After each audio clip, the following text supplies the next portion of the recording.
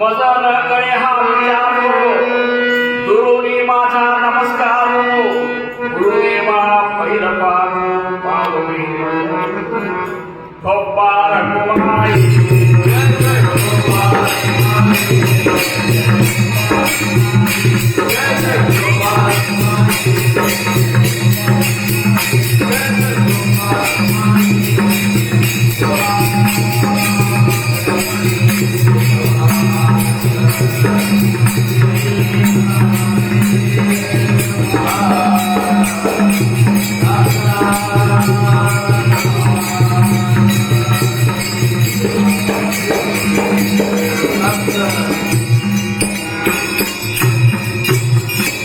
ನಮ್ಮ ನಿಮ್ಮೆಲ್ಲರ ಆರಾಧ್ಯ ದೈವತ್ವವಾಗಿರುವಂತಹ ಉದ್ಧಾರಕರ್ತರಾಗಿರುವಂತಹ ನಮ್ಮೆಲ್ಲರ ದೇವರ ದೇವರೇ ಆಗಿರುವಂತಹ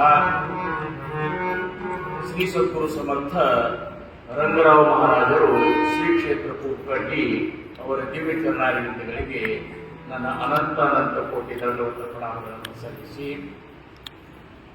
ಕ್ಷೇತ್ರಾಧಿಪತಿಗಳು ಪ್ರಥಮದಲ್ಲಿ ಕಾಶಿಯ ಒಂದು ಕ್ಷೇತ್ರದೊಳಗ ಜಗದ್ಗುರು ಪೀಠವನ್ನು ಅಲಂಕರಿಸಿದವರು ಆಗಿರುವಂತಹ ಅದ್ವೈತ ಸಿದ್ಧಾಂತದ ಪ್ರತಿಪಾದಕರು, ಆಚಾರತ್ರಯರಲ್ಲಿ ಮೊದಲಿಗರು ಆಗಿರುವಂತಹ ಜಗದ್ಗುರು ಶ್ರೀ ಶಂಕರ ಭಗವತ್ಪಾದರ ದಿವ್ಯ ಚರಣಾರವಿಂದಗಳಿಗೆ ನನ್ನ ಅನಂತ ಕೋಟಿ ದಂಡವತ ಪ್ರಣಾಮಗಳನ್ನು ಸಲ್ಲಿಸಿ, ಜಗತ್ತಿನ ಕಲ್ಯಾಣಕ್ಕಾಗಿ ಬ್ರಹ್ಮತತ್ವವನ್ನು ಬೋಧಿಸಿ ಪ್ರತಿಯೊಬ್ಬರ ಸ್ವರೂಪ ಸಾಕ್ಷಾತ್ಕಾರವನ್ನು ಮಾಡಿಕೊಟ್ಟು ಪ್ರತಿಯೊಬ್ಬರನ್ನು ಪರಮಾನಂದದಲ್ಲಿ ತೇಲುವಂತೆ ಮಾಡಿ ಈ ಜನನ ಮರಣದ ಚಕ್ರದಿಂದ ಬಿಡುಗಡೆ ಮಾಡುವಂತಹ ಒಂದು ಅಪಾರವಾದ ಕಳಕಳಿ ಹೊತ್ತು ಈ ಭೂಮಿಯ ಮೇಲೆ ಅವತಾರ ತೊಡಕೊಂಡು ಬಂದಿರುವಂತಹ ಆದಿಯಿಂದ ಹಿಡಿದು ಈ ಸದ್ದಿನವರೆಗೂ ಆಗಿರುವುದಂತಹ ಎಲ್ಲ ಸದ್ಗುರುವರ್ಯದ ದಿವ್ಯ ಚರಣಾರವಿಂದಗಳಿಗೆ ನನ್ನ ಅನಂತ ಕೋಟಿ ದಂಡವತ ಪ್ರಣಾಮಗಳನ್ನು ಸಲ್ಲಿಸಿ,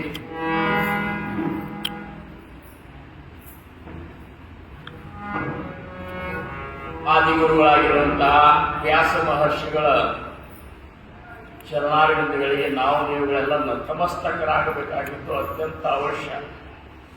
ಯಾಕಂದ್ರೆ ಈ ಬ್ರಹ್ಮತತ್ವವನ್ನು ಬೋಧಿಸಲಿಕ್ಕೆ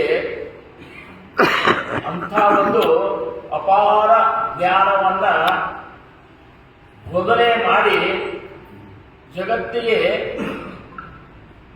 ಶುದ್ಧ ಜ್ಞಾನದ ಒಂದು ಗ್ರಂಥಗಳನ್ನ, ವೇದಗಳ ಸಾರವನ್ನ ಉಪನಿಷತ್ತುಗಳ ರೂಪದೊಳಗ, ಶ್ರುತಿಗಳ ರೂಪದೊಳಗ, ನಾನಾ ಗ್ರಂಥಗಳ ಒಂದು ರೂಪದಲ್ಲಿ ಜಗತ್ತಿಗೆ ನೀಡಿದಂತಹ ಮಹಾನ್ ಗುರುಗಳು ಯಾರಪ್ಪ ಅಂದ್ರೆ ವ್ಯಾಸ ಮಹರ್ಷಿಗಳು.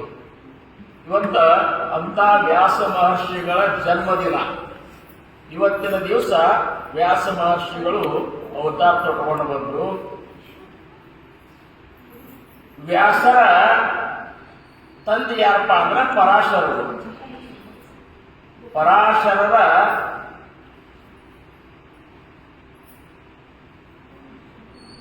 ಮಗನಾಗಿ ಸತ್ಯವತೆಯ ಗರ್ಭದಿಂದ ಹುಟ್ಟಿದಂತಹ ವ್ಯಾಸ ಮಹರ್ಷಿಗಳು, ವ್ಯಾಸ ಮಹರ್ಷಿಗಳಿಂದ ಸುಖಮುನಿಗಳು, ಈ ರೀತಿ ಈ ಒಂದು ಅಧ್ಯಾತ್ಮದ ಬೋಧನೆ ಅನ್ನುವಂತಹದ್ದು ಅಲ್ಲಿಂದ ಪ್ರಾರಂಭ ಆಯಿತು.